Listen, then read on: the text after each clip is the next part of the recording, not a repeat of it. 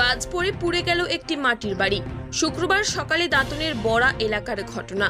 অল্পের জন্য রক্ষা পেল পরিবারটি। জানা গেছে, দাঁতন এক ব্লকের আলীকসা পঞ্চায়েতের বড়া এলাকার বাসিন্দা সুবল ধল। এদিন সকালে ঝোড়ো হওয়ার পাশাপাশি শুরু হয় বৃষ্টি, সঙ্গে ছিল বাজ। স্থানীয়রা জানাচ্ছেন, একসময় ঘূর্ণিঝড়ের মতো দমকা বাতাস শুরু হলে পরিবারের লোকজন পাশের এক প্রতিবেশীর বাড়িতে আশ্রয় নেন। তারপরেই খড়ের চালের বাড়িটিতে হঠাৎই বাজ পড়ে, পুরো ভস্মীভূত হয় বাড়িটি। অল্পের জন্য রক্ষা পেয়েছে পরিবারটি।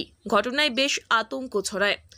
অপরদিকে এদিন সকালে ক্ষণিকের ঝড় বয়ে গেছে দাঁতনে। বেশ কয়েকটি জায়গায় গাছ পড়েছে, ভেঙেছে কয়েকটি বাড়ির ছাউনি।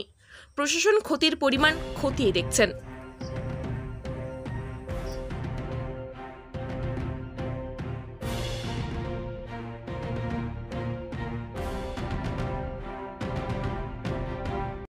বৃষ্টির সময় সকালে আমরা এখানে ছিলাম, আর আমার বাড়ি তো এটা, আর এটা তো আমার মায়ের বাড়ি। তো যখন বাজ পড়া শুরু হয় তখন আমরা বেরিয়ে গিয়ে মায়ের বাড়িতে ঢোকার চেষ্টা করেছিলাম আর কি।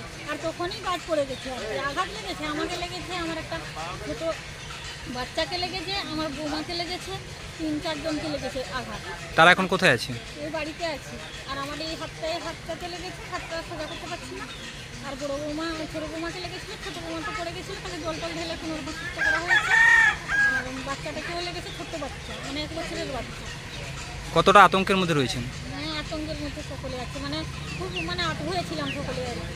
আর তখনই তো লোকজনকে প্রতিবেশীকে সকলকে ডাকাডাকি করাতে সকলে এসে আগুন যখন ধরে যায়। আর আমার স্বামী তো নেভানোর চেষ্টা করেছিল, কিন্তু আমার স্বামীও হাতে লেগেছে, আমার স্বামীর হাত পুড়ে গেছে। তো কোনো জিনিস উদ্ধার করা যায়নি, সব জিনিস কিছু পুড়ে গেছে। এখানে তো সব কিছু ছিল না, আর সব কিছু পুড়ে গেছে। এটা কোন জায়গা? ঘোড়া। আপনার নাম? আমার নাম পূর্ণিমা ধর। এখানে বাজ পড়ে ঘরটা পুড়ে গেছে।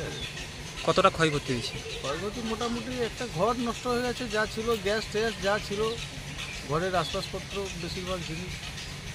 মানুষকে কতটা প্রভাব পড়েছে? মানুষ ঘরে বর্তমানে এখন 2-3 জন একটু ইনজোর হয়েছে, বাজেট থেকে একটু শক খেয়েছে ওরা, আর একজনের হাতে একটু লেগেছে। এটা কোন জায়গা? এটা বড়া। আপনার নাম? আমার নাম মিহির দে।